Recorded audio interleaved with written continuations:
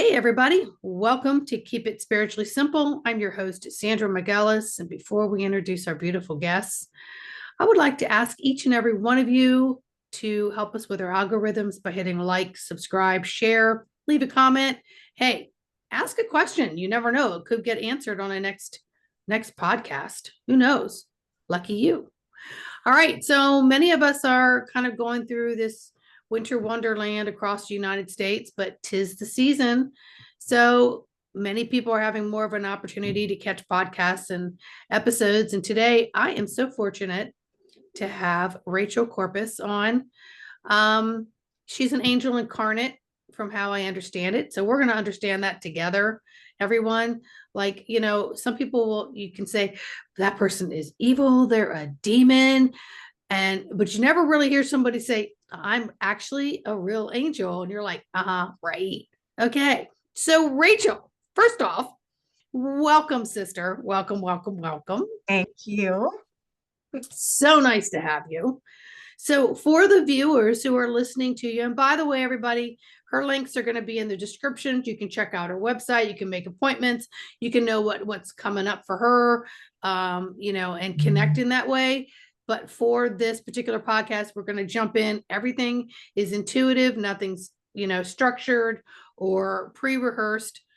We just jump on it and go with it. So tell us, Rachel, first off, I know a little bit from listening to you on other podcasts that you had a near-death experience at the age of 4. And that's when you first sort of went back into the heavenly realm and connected deeper with your true identity, and more about who you were. You've had multiple since then, but for the most part, that was where, because we lose a lot of our identity by the time we're 7, right? But you had an opportunity to go back and sort of have a refresher, and a DNA I've had a few instillment. Yeah. times. Yeah. Those near-death experiences, or some of them had near-death experiences and even out-of-body experiences throughout my life. And I kind of call those fill-ups or tune-ups. I've been able to go back to the other side and have my guardian angels, who are my co-workers, really remind me, oh, this is who you are. This is your mission. But that first time, I was 4 years old, and my family was hit by a drunk driver. And each person in my family in that car, they had their own experience. Well, my experience was I had already been seeing ghosties, and I was already a spiritual kid, as many children are at that age. And my family was Catholic. So I was used to having in my mind what angels looked like, and they looked like biblical angels to me.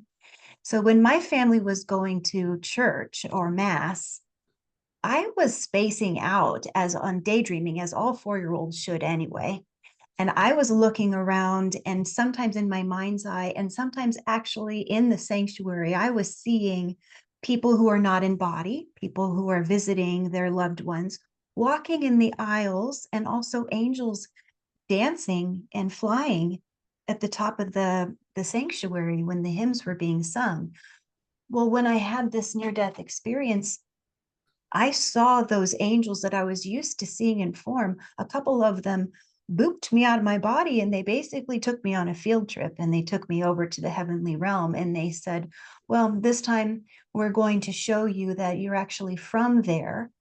And what was different about that is I realized there was another voice happening, and it was a voice it was this voice that you're hearing right now in this podcast. And I did not like it at all. And they said, well, you're stuck with it. It's your grown-up voice. I now know, as a person that sometimes I call myself a healer or whatever, it's the consciousness. It's my consciousness voice. And when I've had my other out-of-body experiences, maybe that's astral projection on purpose, or it's a near-death experience. Whenever I've had a non-normative state, I do hear my consciousness.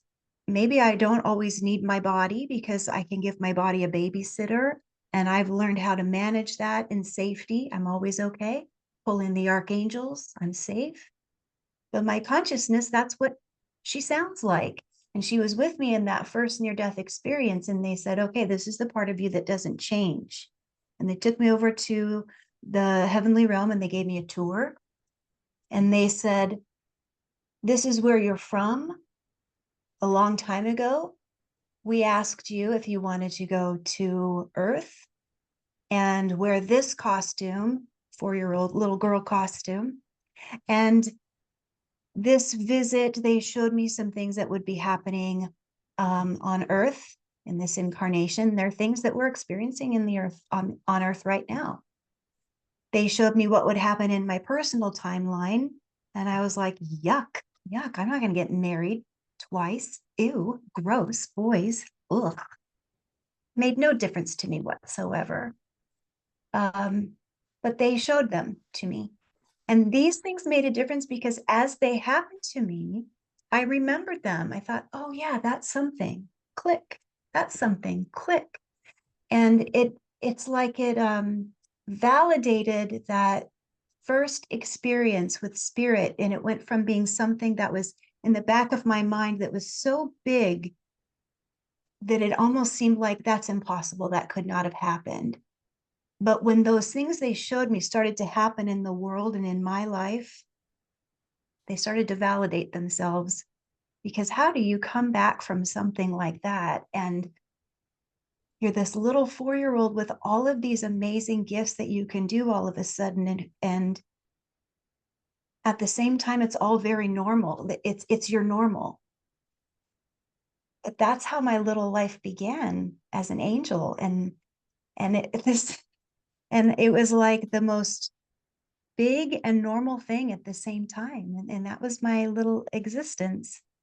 Now, as a grown-up, I try to say as an angel, like, we're all from somewhere. That story sounds like big and immense and crazy, right? It's like not a big deal because everybody, I've not met a human once. Every person I meet is from some other planet, from the angelic realm. That idea that we're all immigrants, we truly are. Every human I've met is from someplace magical, like Lyra or Pleiades, or from some level of the angelic realm. Yeah, that's what I know so far. Well, all of that is like kind of a fairy tale. Like when you hear you talk about it in such the innocence that you still carry with you. But it's Yes, been rough, girl. But it's been I'm rough. I'm not denying it because many of us on these paths, it's not easy because Earth is not easy, period. And physical mechanical movements that are not always in our control isn't easy. And I get it. So the terrain here is not one that is for the faint of heart, is what I'm hearing. Well put. Go ahead. No, I said well put. Well, that's just what I heard. I heard faint of heart. Oh, that sounds good. Let's just say Yeah. that. But I know that we're all here. We all migrated here to make the world a better place and to have experiences on multiple levels, multiple lifetimes. But now, of course, is a unique time to be here. But when I think of like source creator, and I think of the depicted angels of biblical and religious times. I know for me, I have no reference of where I'm from at all whatsoever. So I claim none of it. But as a child, also being Catholic for the first 12 years, every single time I was in church, which always seemed like a lot because I felt like my mom went all the time, I would hear, I don't look like this. I do not look like this. I would see the statues and I would stare at them. And they would say, we don't look like this. This is not really us. So, with you having this angelic soul that has come down into incarnation with awareness this time around of where you're from, why you're here, some of the things that you're going to go through, how did you feel every time if your parents were religious or whatever, you went into these religious settings? Did you feel a big disconnect, like what I know and what this is different? Yes, I felt looking back, I know that I felt like I didn't fit in. And let me try to say that in a way, let me try to help everyone understand. Take your time. It even had a temperature to it. I always felt like I was a little bit clammy. I couldn't even regulate my temperature. I couldn't even get warm. I felt like everyone in the room knew the punchline to the joke. Everyone knew why things were funny. I felt like everyone could even, how could they wear this fabric and why is it making my skin itchy? I couldn't understand how they could like sit down for a long time and I just wanted to jump out of my skin. Some of this stuff has got to just be basic ADHD, honestly, but it's ADHD because a lot of people who experience symptoms of ADHD are from the angelic realm, Mhm. right? I mean, where's the tail start and the head begin, right? It's because this is where we're from. But my experience looking back was that I I didn't fit, but I thought that was my fault. And I thought, well, what am I doing wrong that I don't fit? And what's wrong with me? Like, I'm such a weird little kid. I don't smell right. I don't look right. And my feet are a little dirty because I forgot that my parents had to be here and I just ran outside a little too long and now I'm all muddy. Like, I just couldn't quite make myself be right with earth. I was just a little bit off. That's what I remember. But when I look back at it now as an adult, I see this delightful little fairy-like kid that if I saw her as an adult now, I'd be like, look at you. What are you up to? Have you eaten? Oh my gosh, come here. But nobody did that. Nobody saw me. And I'm not judging anybody. That was probably exactly the way it was supposed to be. Probably gave me a lot of freedom to do what I was supposed to do. But nobody saw that. So it made me feel like I was wrong. And because my gifts were just part of me, I never stopped to say, hey, by the way, mom, I'm able to move something with my mind right now. Mom, I'm able to see the lady that used to sit there in mass. She died. Now I can still see her. So I thought everybody could do those things. So I wouldn't say anything like, because I thought, why talk about it if everybody can do it? So it was just a different growing up. And I've asked my personal guides, why was it that way? And they said, well, you didn't choose a traumatic growing up because it wasn't traumatic, but you mapped it out in that very specific way. So there would be a tipping point that when you became a mentor, including being a mama, a teacher, etc., you would become you would become the person that you wanted to be, and often the person that you didn't have. And that's exactly, I'm building that curriculum. I'm building that heart-centered curriculum for the world, for the people that I didn't have. And that sounds like I'm some like Jesus savior person. I'm not. I'm just trying to be there in the moments for people that I wasn't, when I didn't have people.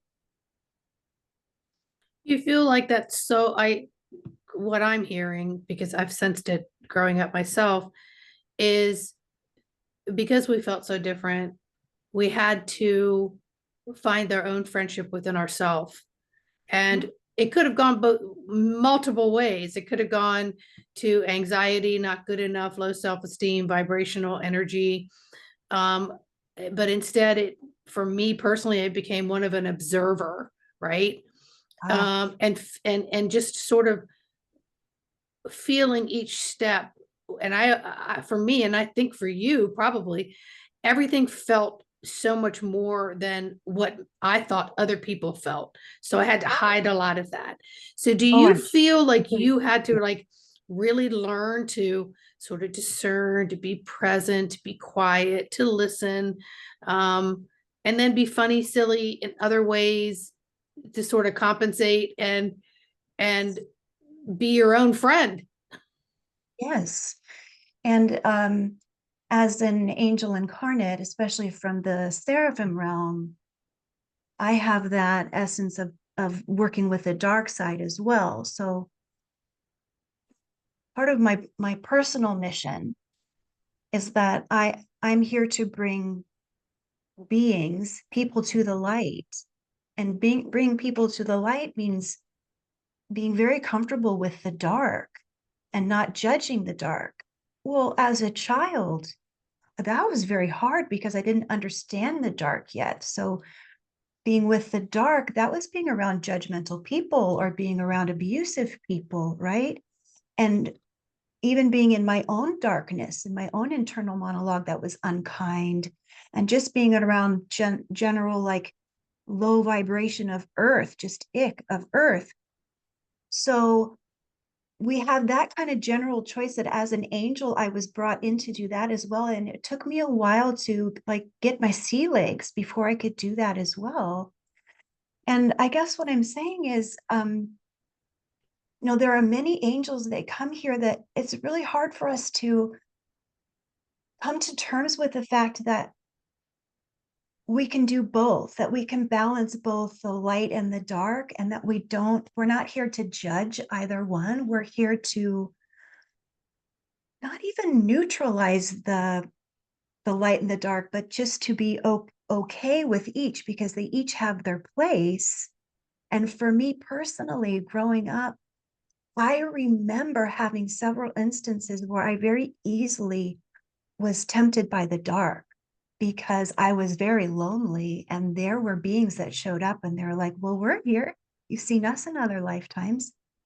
Remember when you sent us home? Remember us? But I remember I had ancestors come through from the other side. I had Mother Mary. I had so many beings saying, keep your eye on the prize. You're here for you, but you're also here for the world. And we're all here to awaken and go to the light. So don't let these fools, don't let them distract you. And really, I'm so glad because we all are in this like textural space. We're in this season, and I don't think it's going to end actually. So it's not a season, but where we're all brave enough to create this beautiful life where we can authentically sit in our shit, sit in our stink, and we're okay with it. We don't have to have like this polished Stepford life anymore. And spirituality now gets to be authentic and everything it's supposed to be.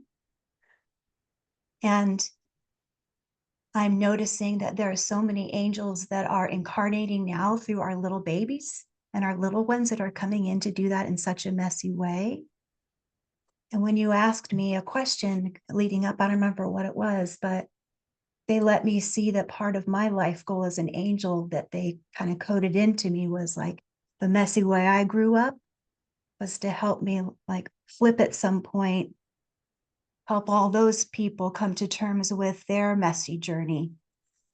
I think what's going to happen in this next generation though is people are going to start coming into their spirituality without a bunch of trauma because we really at some point we stopped growing in joy and we started growing through trauma and struggle. And that's a false message. We're not really supposed to do that. Yeah, and I think that's why they say you're born into sin, because then you start out with that shame, blame. Yeah. I'm not good enough. I need blessing from someone else. But I actually have a question for you. Did Okay. your mom notice you were different? And I don't know if you have siblings, but did your mom notice that you were different? And did she support you? Because there had to be an incarnation of some kind of subconscious understanding that the soul was coming through. Yes, she knows that I'm different.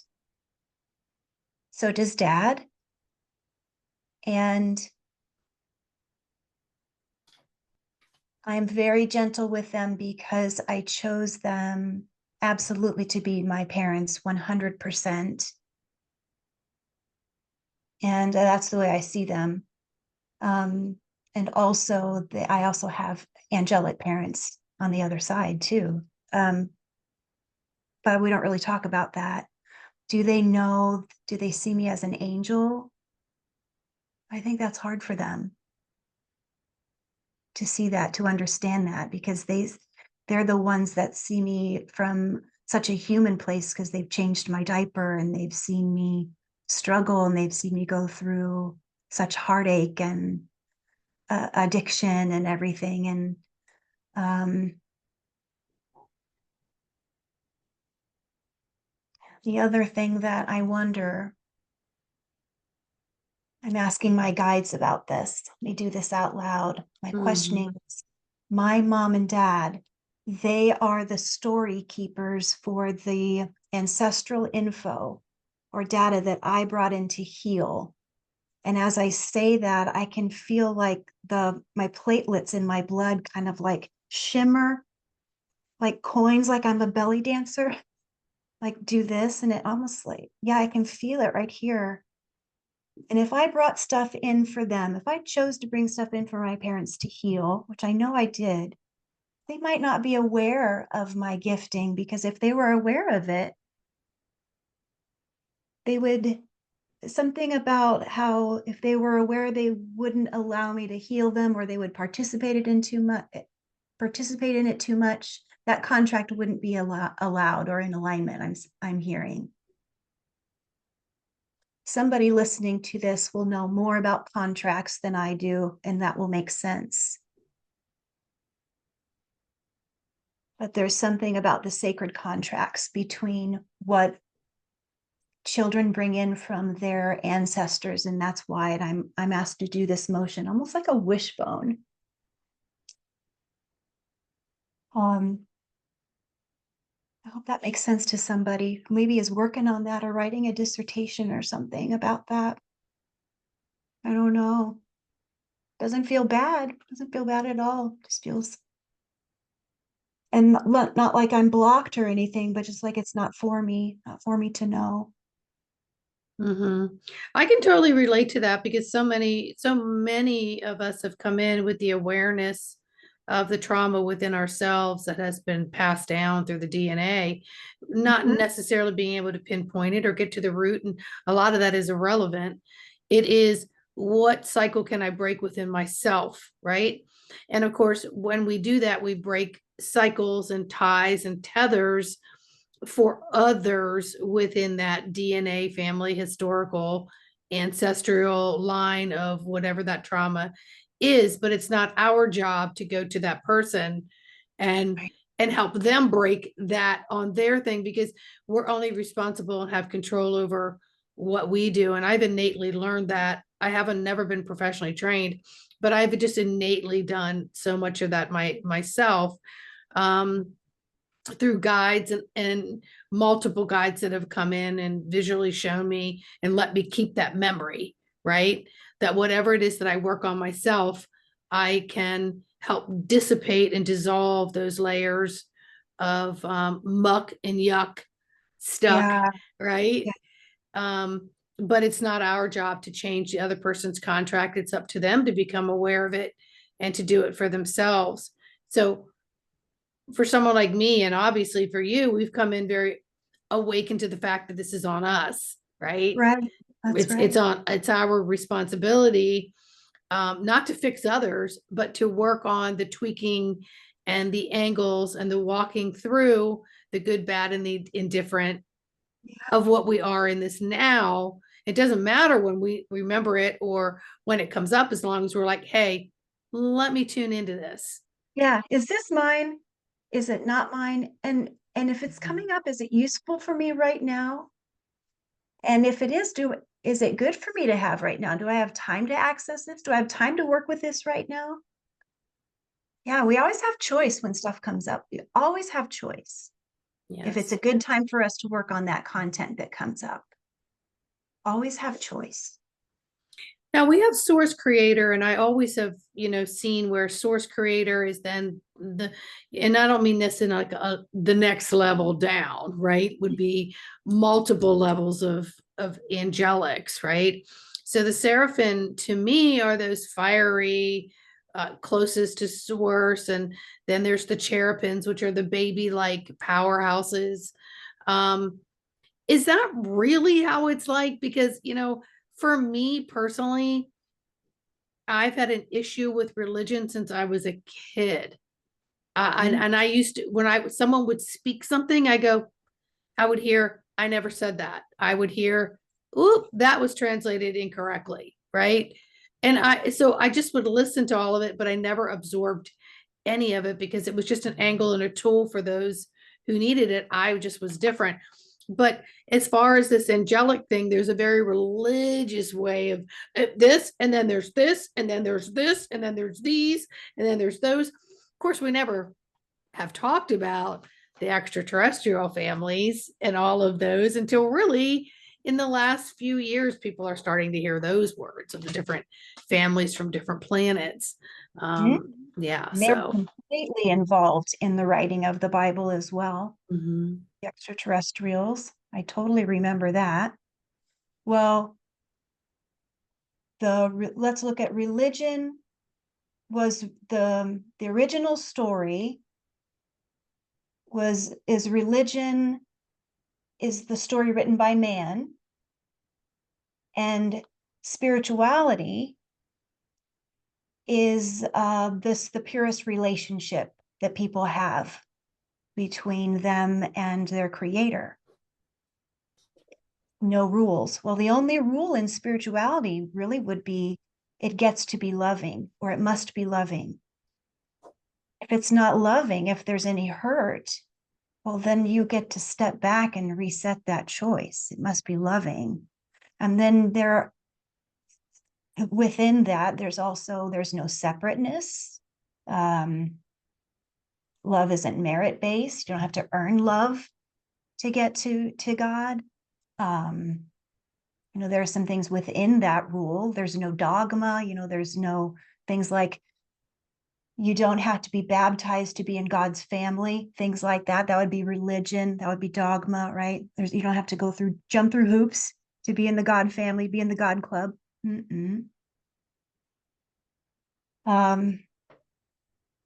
So when you think about a hierarchy, the only time that I have noticed a hierarchy would be just for planning purposes. When we do, sometimes heaven is an actual physical place when we want to meet. So if there's a galactic council meeting and we are physically meeting in form, or we have a tornado drill or something, we will physically meet in form. And then, okay, seraphims are on the 9th floor, cherubs, 2nd floor, but it's not merit-based. It's not earned, because we're all equal over there, just how it's supposed to be here. You're picking up on that correctly. And so our mindset is just all knights of the round table. We're all equal. And at any time, as a seraphim, if I wanted to hang out on another level, I could. I just would request it. And it's encouraged as well, because then I have understanding what this other floor is doing. I have kindness and love for what they're doing, because their job is probably a lot harder than mine. And then I would have more patience for them when they're helping me on my assignment, right? And empathy for them. And what I really look like as a seraphim is a big ball of eyes. So I really love mascara and eyelashes. And I'm not joking about that. I really do. I love mascara and makeup and stuff. Love it. I'm a big makeup person. And also my other look is just kind of tall and serene, just kind of ocean colors, kind of just a wisp of color. So seraphims can just be, sometimes you'll see us out of the corner of your eye, just a movement of color, silver, white. Yeah. Hmm. So yeah, no hierarchy. And we like to change our form. And then also with the layering in of extraterrestrials, as you mentioned, because our vibration is so high and loving, and so are extraterrestrials, it's like our neighborhoods blend. Yeah, so we have Mhm. extraterrestrials that come in and meet with us quite easily as well. And so all of a sudden you can kind of see one of them right there, because since they vibe so high, it's like, oh, you're right there. And that's always so nice. And that's also why extraterrestrials can be here so easily, because they don't travel really by ship. Everybody's waiting for their like ships to land. Well, they travel by vibration. So at any moment, they're just going to show up, and we're going to notice them the higher our vibration is, the closer we get to love. So that's how we travel. That's how we grow in awareness. The more loving we are. And that's the same in the angelic realm. So when those stinkers will like show up to a meeting, all of a sudden you're like, oh, you're here, because they traveled with vibration. Always into jump scares, those stinkers. Hilarious. Hilarious. Right there. Yeah, you must get used to all the vibrational feelings that you get, so you kind of know who pops in and out. I'm Yeah. still sort of playing with that. I'm nowhere near any skill on it yet. I'm semi working on it, but at the same time, I'm asking them to just innately teach me. So because I'm not scared, but I have to get used Yeah. to the energies, because when the energies come in so powerful, it can sort of feel like a whoo trepidation. What's happening? And many people will freeze up in fear for it. I'll be more like, okay, let me just breathe this through my physical body. Let me filter this. I'm good. Just give me a minute. Just give me a minute to regulate, you know. And so many of us probably experience this as you're sharing, but maybe they're not equating it to that. They're like, I have no They idea just don't. why that just felt so weird, you know. Yep. And there will be a time soon when people will know what they're feeling, because when it's happening and people don't know what they're feeling, it's because the extraterrestrial next to them has been told, you better not let them know that they're feeling you, because they'll freak out. Mm-hmm. People don't realize how gifted they are, because ET number one has been told, no, stay in cloak mode, because Betty over here will pee her pants. But at some Mm-hmm. point, gently, they'll start to change their vibration. Or I think more accurately, Betty over here will decide, I really am okay with seeing a being in my living room. I am okay. And when Betty really is okay with that, she'll start to see this being that's been around her. And that, with the slow disclosure we're getting through all the movies and the music and the news, within 2026, 27, 28, we're going to have beings that are going to integrate more visually and through our feelings. And that's going to lead to a more cultural awareness of extraterrestrials, they're saying. And I don't know what they mean by cultural awareness, but when they say it, they all make this kind of like grin, like they know what it is. And when they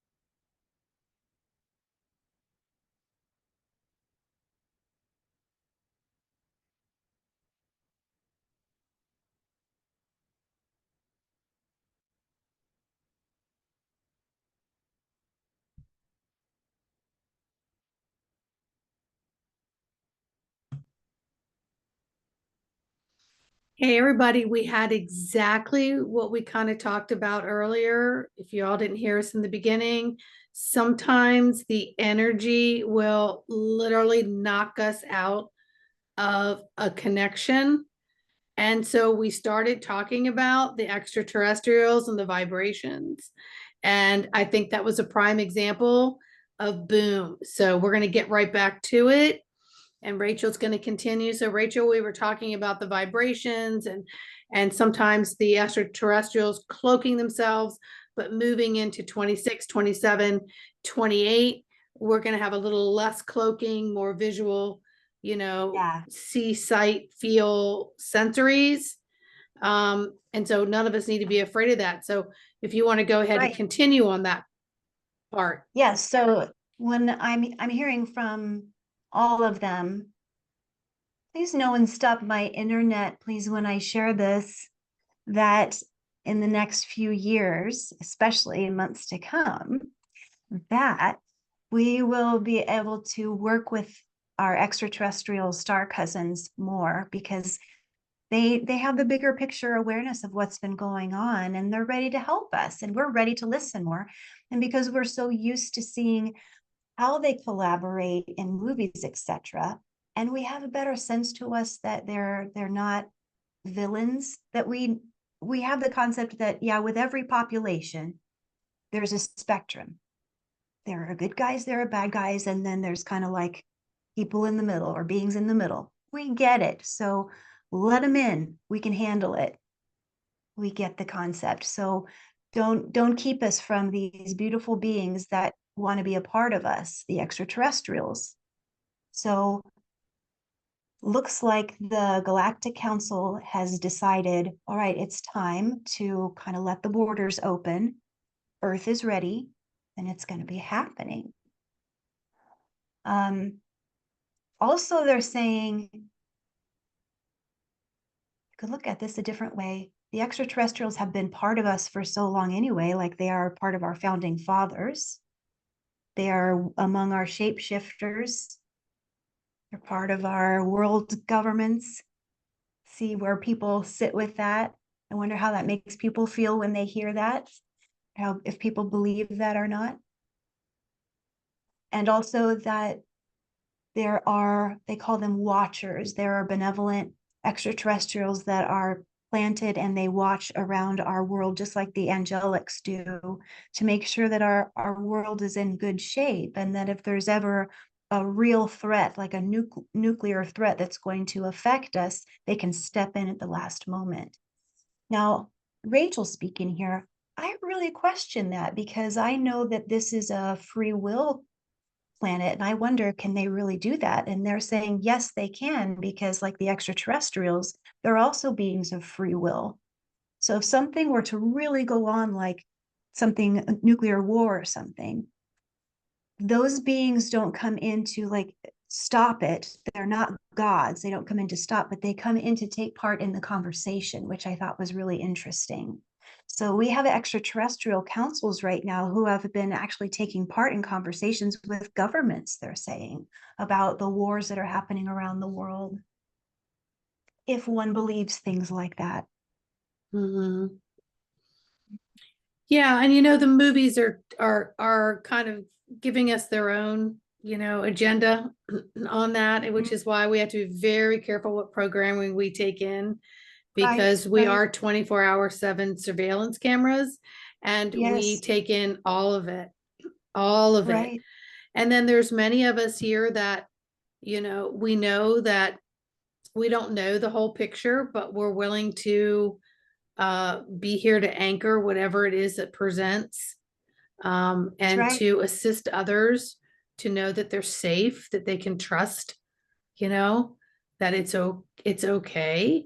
And yeah, with the free will planet, I don't know if people really understand what the actual free will is, because more people are on the egoic, I want to see, I desire, and it becomes more me like versus um universal harmony in a heavenly sort of way.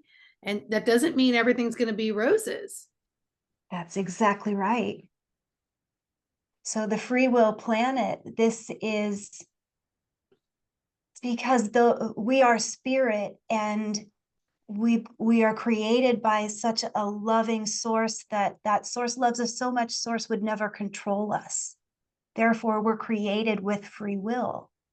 So Earth is one of those planets where we can come to figure out our freedom.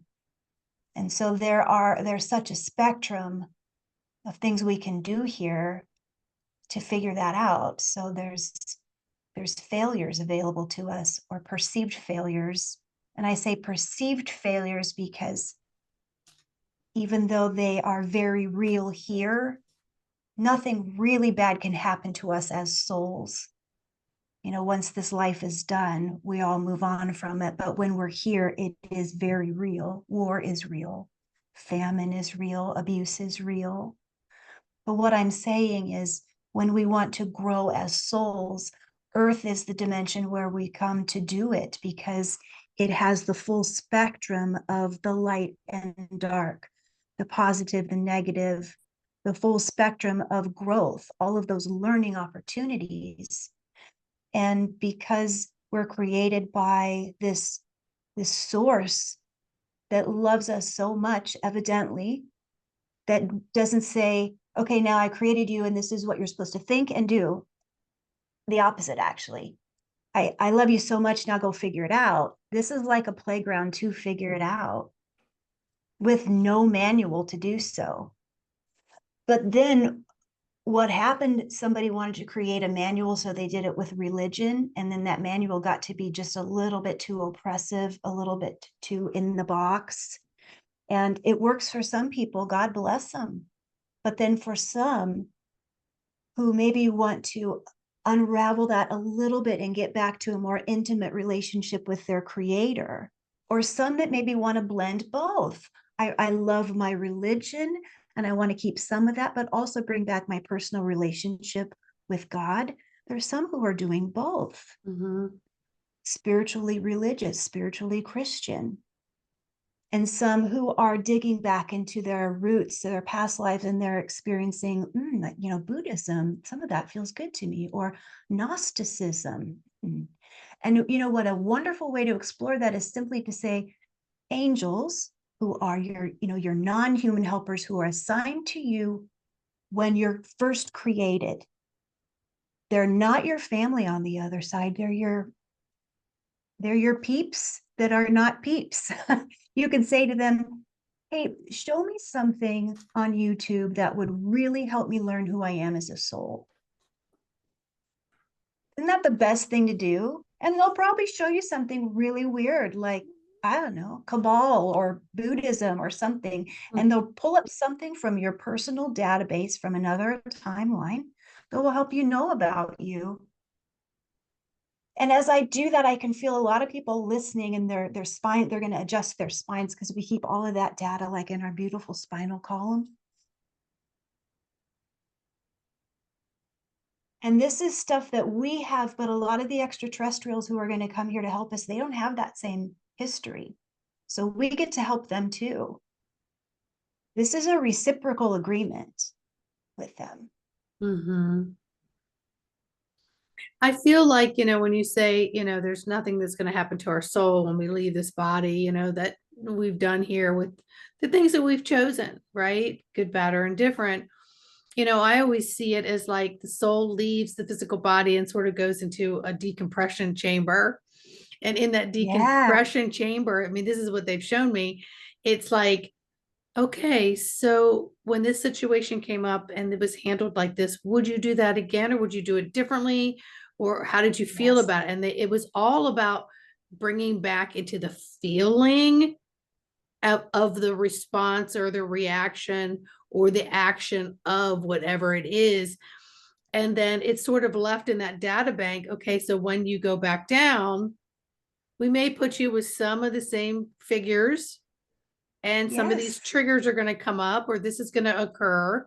So everything was like a life lesson. So I call it like that invisible obstacle course, right? And it's how you play the game, and it's how you go through that obstacle course And would you do it again, or would you know it this time? And would you change it before it occurred, before harm happened? And of course, always remembering, for me personally, always remembering the do no harm, not only to myself, but to others. So if it meant quieting down, not responding at all, maybe going in another direction, because what could occur there could create harm.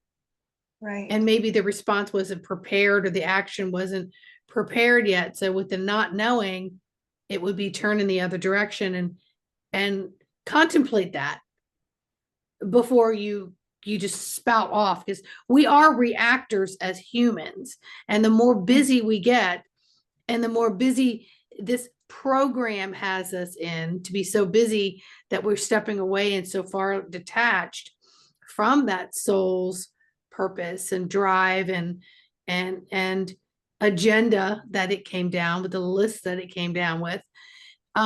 We're sort of separated from that now. And I think we're in this space where these helpers are coming in, angelic and terrestrial, extraterrestrial, and family. They're just a distant family. They're just on another floor of the building doing a different part of the work to show you. So it doesn't matter if you're on the first floor, the 10th floor, the 100th floor, or if you're 4 buildings over, everybody works simultaneously to work towards the same goal. That's right. That's right.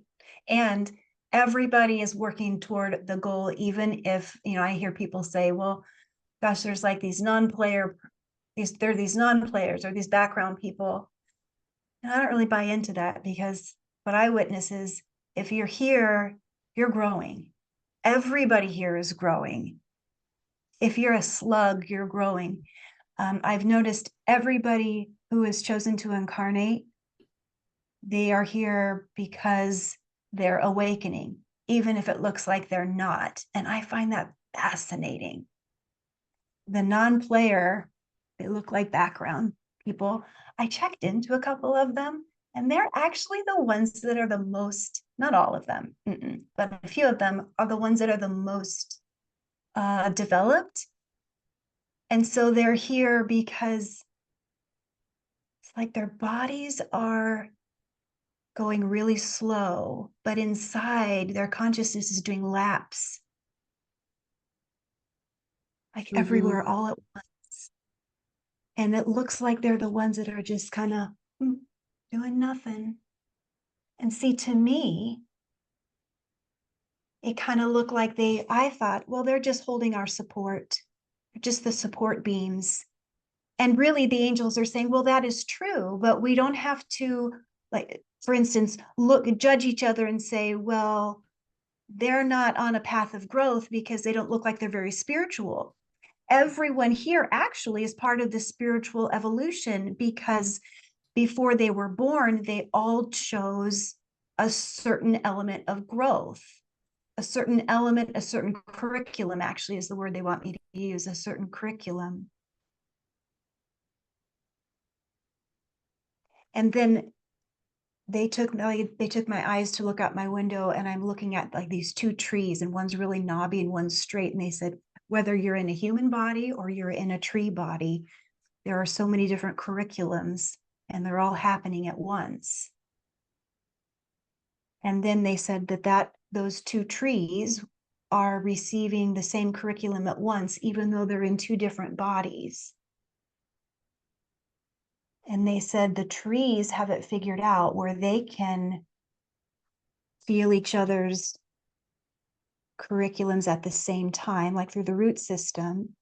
But what we're figuring out as people, we're starting to figure out each other's stories or auras, data or something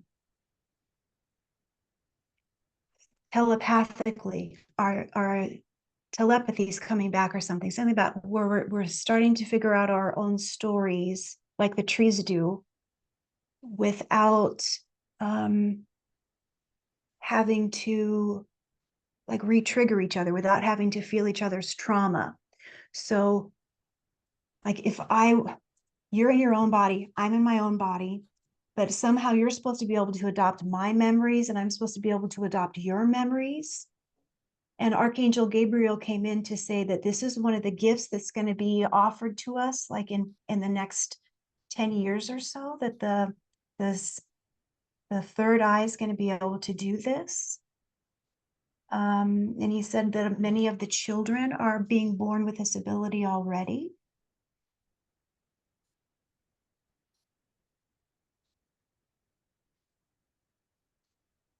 So I guess as people hear this, Rachel speaking, I apologize for the messy message. I don't like giving that, but I just get the feeling that some of you hearing this will have the other part of it, or maybe you're experiencing something in your sinuses or your molars or something that will, maybe you're feeling this happen or something, but there's something about us coming together. They said it's like sharing consciousness again. They said we get to do it in a healthy way because we're finally healthy enough to do it.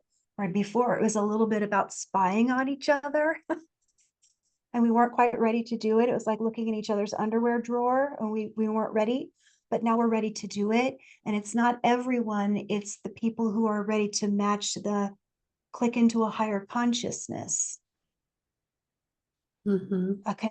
A harmonic convergence, the harmonic convergence, 144.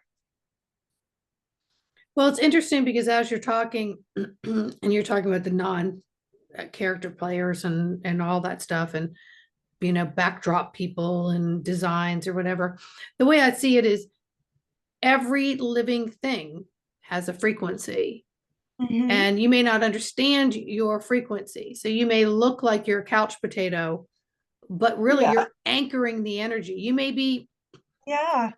according to someone else looking at you, you're not living up to your potential. You're not awakened. You're not in this doing something similar to them, because there are many that feel like you have to flock together, like you've got to convert everybody, that because you're awake, you got to go hit everybody else's awakening timer.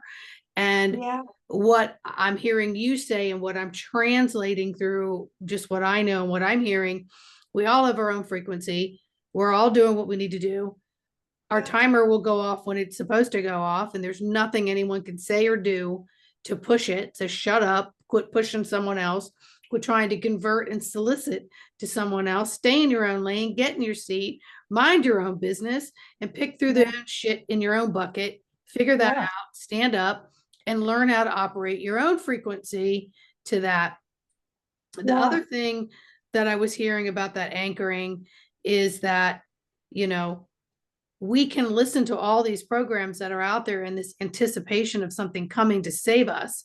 But until you learn to go through your own salvage unit, and put yourself through a pixelation and fractalization and figuring out who you are. And the best way to do that is just simply connect with your breath. Start listening to uplifting shows like this one, and guests like Rachel, and getting on her website and so on. We are all here in a position because we chose to be in this position. We just might not be awakened to what that position is. So we feel like we have no purpose.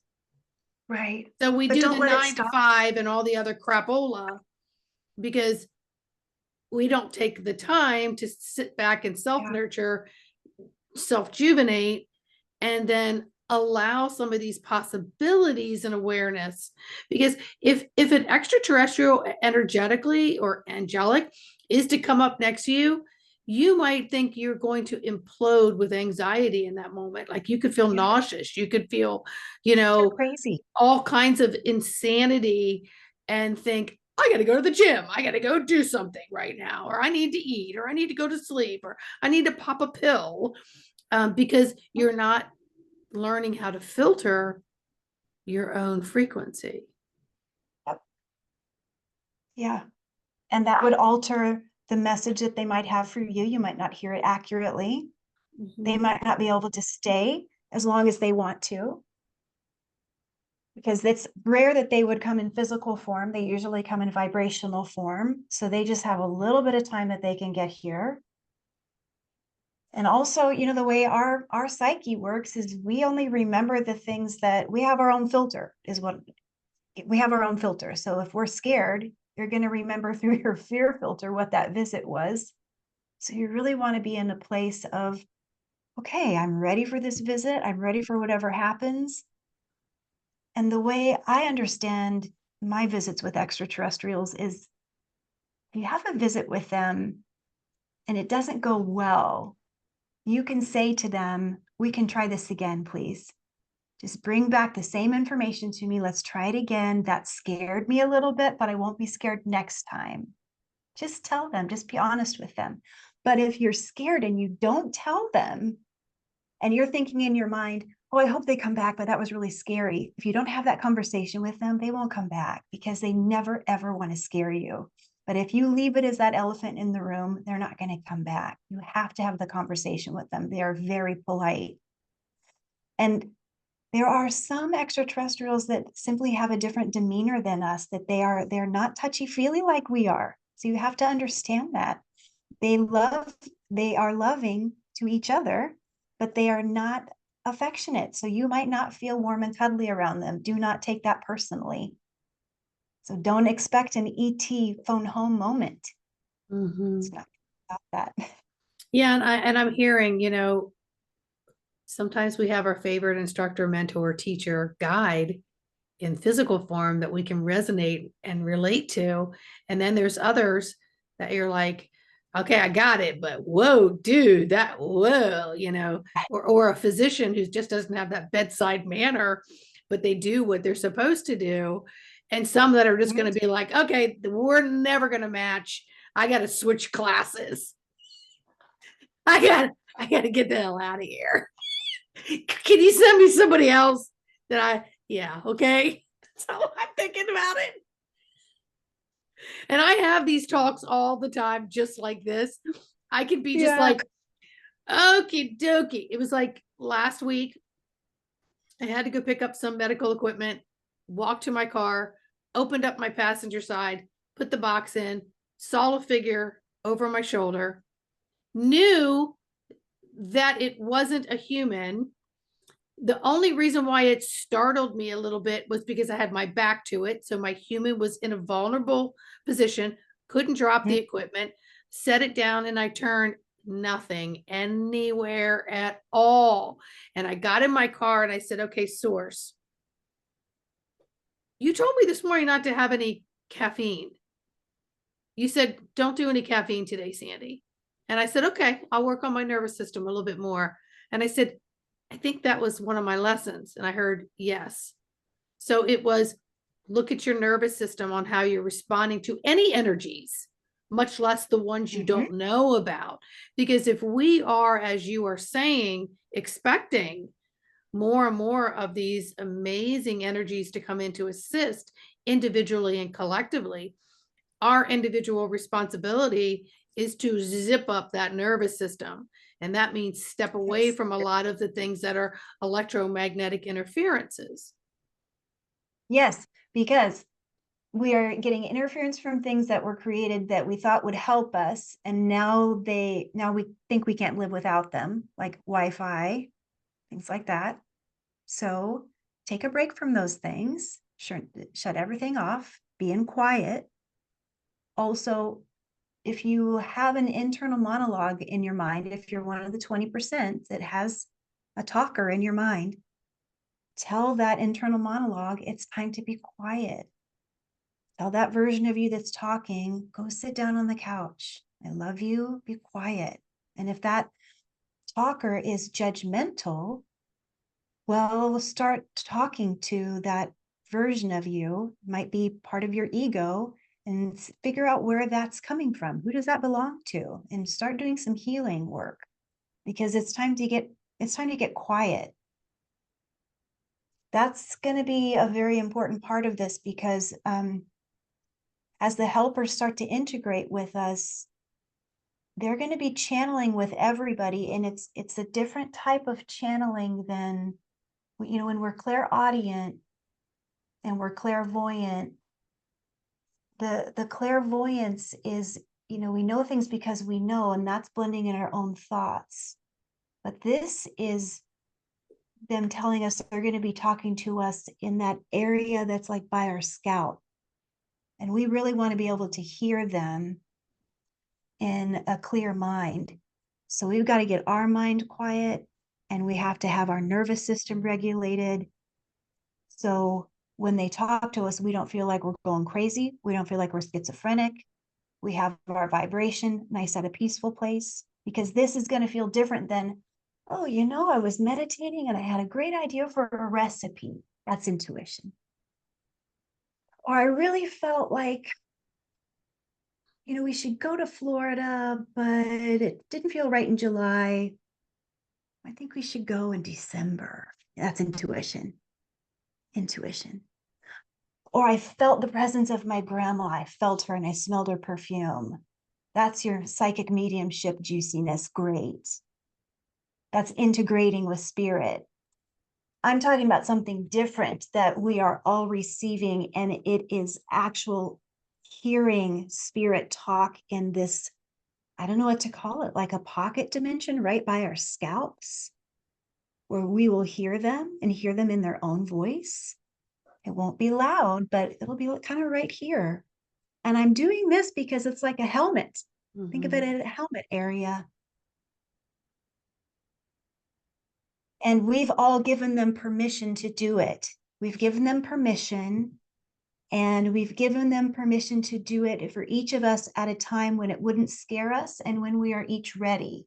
So as people hear this and you're like, that's going to scare the crap out of me. No, it won't, because you have only said when it's time for you, the best time for you. Well, it's time that we clear off our receivers because they're very corrupted, intentionally and just by living life in general. It's like sitting something in the corner and it collects dust in a film Yeah. and so on. And next thing you know, you're like, yeah, I haven't touched that in a while. And you pick it up, you go, oh, this thing needs to be cleaned. Well, imagine lifetime after lifetime of that receiver. And so it's kind of been smashed down around our head and it's all barnacled and messed up. What we want to do is clear it off and expand it out into our energetic Exactly. body. Yeah. So we can hear our angels again. We can hear source. I don't know if this means we'll hear our ancestors. What I don't know is if this becomes like I think what they're talking about is this becomes an open channel where we can go into meditation and create like an open telephone line. And some people are able to do this already. I can do it sometimes, but it depends on, it's not always about us, they're saying. Sometimes it's about spirit that comes through, how they want to communicate as well. It's up to them if they want to communicate in that modality, in that mode. But this is like a universal upgrade that we're all getting. And when we were talking about Three Eye Atlas, that was so close, all that was happening, and this is part of that consciousness upgrade that we all got. Yes. And we have To be more the than of the unseen Three Eye Atlases out there doing all that stuff too. oh, This just this happened is to be just the one one that we came talked in. about. Yeah, absolutely. Yeah. Yeah. I mean, that's the way I sensed it. I mean, the message I got was that it was celestial and that it was coming in and it was crop dusting in different directions Yeah. for correction and planting seeds. Something along those lines was just, and that was it. It was like 4 sentences. And then I was told, don't talk about it. Don't bring it up to people. Just know what it is Yep. and let it Yep. be. Let it be. And Which I is got one why of many. you got what? I heard one of many. Oh yeah, so did I. I did too. But it sounds like some of us are getting some really good messages, but the thing is we start to doubt our messages when we're taking in so many other people's messages. And then we do not know how to differentiate between, is that mine or is that somebody else's? Because we're constantly tainting ourselves to fit in form and reform into this other program. And we're not spending enough quiet time to take the nervous system to self-regulation mode. We're not even breathing a full breath. Well, that takes us back to religion, because that's what religion taught us, was to look outside of us, and we're going back in. We're going back in to look within. That's the spirituality movement, and going back to source. We're retraining each other and ourselves to go back within, find source back within. It's the whole movement. Yeah, and you were saying that earlier, and the messages that were coming through that I jotted down a note realness is most quiet time scares people. They go into quiet time and then they think of the to-do list, which is the ego, which is the programming, right? And so, Yeah. my mother's one of 16, and my grandmother used to always say, idle hands are the devil's workshop. So my mother raised all five of us. You must stay busy, and you are not just allowed to just sit still, unless you're proactive with a book, or if not, you're doing chores, you're cleaning, you're knitting, you're something. And I mean, I understood with five kids we could get beating up each other and tearing up the house or something. I get all that, but it is so ingrained generation after generation that sitting still isn't for your highest, when actually it's the sitting still that allows the energy to sort of self-calibrate. And something else you said earlier about telepathically changing things and going into a room and reading people, stuff like that. We don't realize this, but when we go, let's just say we go to a conference or we go to an event, a wedding, we don't really know anybody, but maybe one or two people, whatever it is. There is such an interesting thing that happens, because your mind will take you in there and you're going to want to figure out who where you could flock to them, but your energy is trying to find the balance. It's literally out there calibrating the room with everybody else's energy body to create some kind of baseline of some sort of homeostasis and harmony. So sometimes when we go into a room, I love playing with energy since I was a kid. I used to like to walk into a room and just go, I'm just going to be really quiet and just see what happens, right? And so we do this naturally every day, but we don't take the time to play with it because we want to run this. This is going all the time. This is taking in stuff. This is inundated. We're doing five things in 5 seconds, right? This gifted multitasking, which is tearing our nervous system apart. And so I love what you're saying, to be in the stillness, to balance the central nervous system, to just start playing a little bit. Did you feel the energy? Did you feel a little something different? Just make a little note. Just make a little note, and then have dialogue with this team. Angelic, ET, whatever you want to call it, higher self, guardians, whatever. Hey, I felt that. Start, even if it feels pretend to you, and then start opening that up. The more you feel it, the more you open it up, the more you invite more. Because it's like you give your body permission to say, oh, that felt okay. Now I can feel more.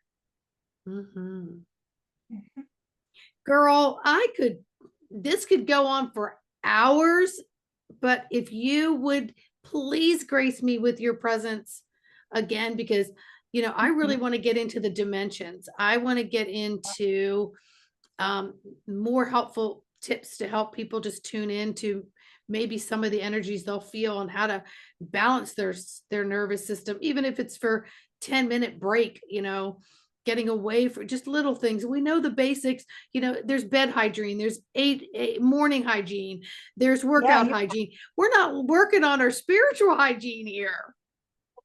Yeah. Yeah, you bet. So I want to talk more about it. Well, what would you like to leave these listeners? Because I know they've gotten a lot, because I'm like, whoosh, and then woo. I'm feeling like you and I need to just, make a cup of tea and keep going, but we can't because people are going to be like, this is too long. I got to put it on pause.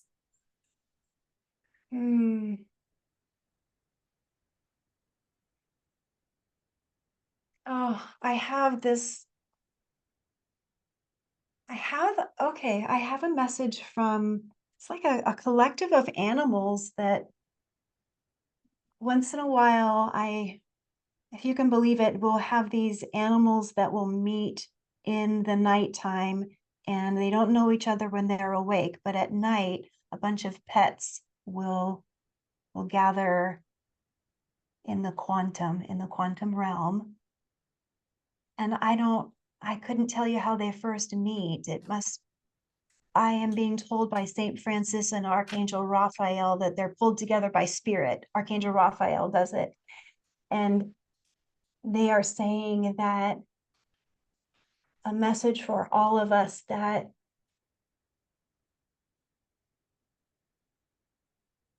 we are being told it's time to switch the side of the bed. And for many of us, switch the side of the bed, because where we sleep is getting stale, and it's their job to help us come back in our body when we travel at night, and you're not effectively leaving anyway, and they're getting bored. So how can they help us get back in if you're not leaving anyway? So if you go to the other side of the bed, and one of them showed me to actually flip so your head is where your feet are. But then the angel said, now they're not a cat, so you don't have to do that. And that made me really laugh. It's very good, angel, very good.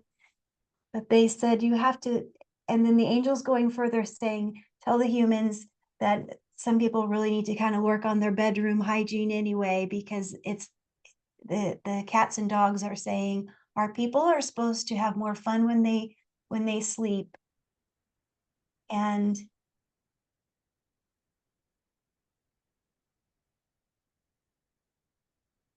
one brown cat just came through that has like a Y or an L name, maybe a Y and an L in there, and just said, could you tell my mom that I made it? So whoever that is for, and your listeners, tell my mom I made it. She must have just passed. Mm. Whoever that is for.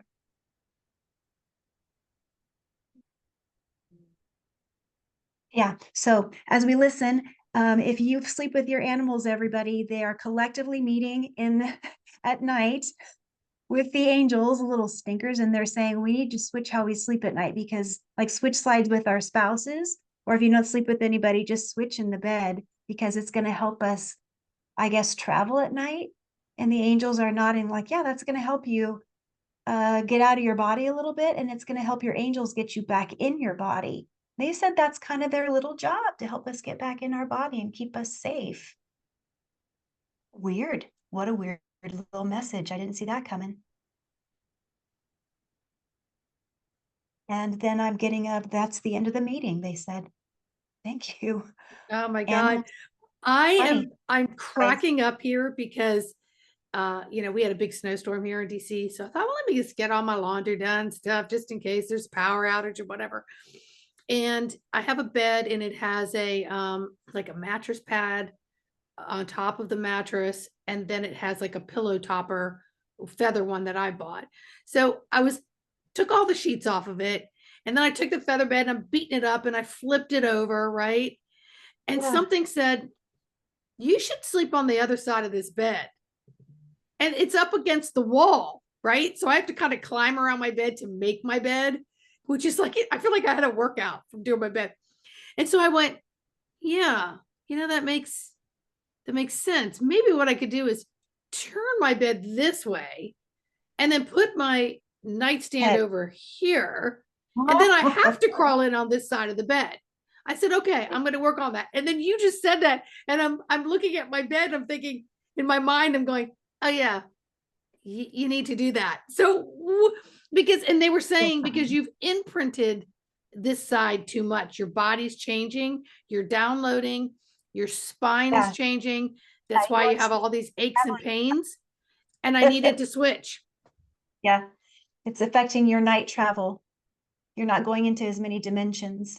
Because I'm waking up every hour, an hour to 2 hours without question. And I think it's because I've imprinted too much here, and I need to roll over and imprint over here. What's your cat's name? I don't have any more. They're all passed over. Smokey, Tigger were the cats. Lucky was the dog. Yeah. Smokey. Oh yeah. Smokey. Yes. Mm-hmm. That's what I needed to tell you. Pardon me? Smoky. That's what I needed to tell you. Yeah. Yeah. Smokey comes back quite a bit. He was part feral and a little crazy, but I understood him. Yeah, he's Yeah. got a crazy eye. Yeah. Yeah. He just snaps. Yeah. And it's interesting because my sister was like that too. So as a growing up, I learned how to read her energy because you didn't want to be in the way of a flying fist. So I Yeah. really learned how to read her volatile energy. So when I got this cat, which was supposed to be my daughter's cat, but all my pets wound up being mine, of course. And that cat, I would keep an eye on it. I would read its energy, and I would know pretty much down to the second when it was about to like flip and spaz and become a maniac. And Yep. and you'd have to get out of its way because it would tear you Yep. up. It was that feral. Yeah, Yep. it would tear you up. All right. Yeah. Well, Rachel, oh my gosh, I'm so happy we finally connected. Yeah, me And too. listeners, Keep It Spiritually Simple is always here for you with multiple guests with all kinds of topic that are intuitively shown and grown right here on camera, nothing rehearsed. So please hit the like, subscribe, share, comment button, and we'll see each and every one of you on the next video. Rachel's website will be in the description. So please go check her out and get a session. In the meantime, Rachel, stay put, but just say goodbye to the audience. Bye, everyone. Bless you. Bye, everybody.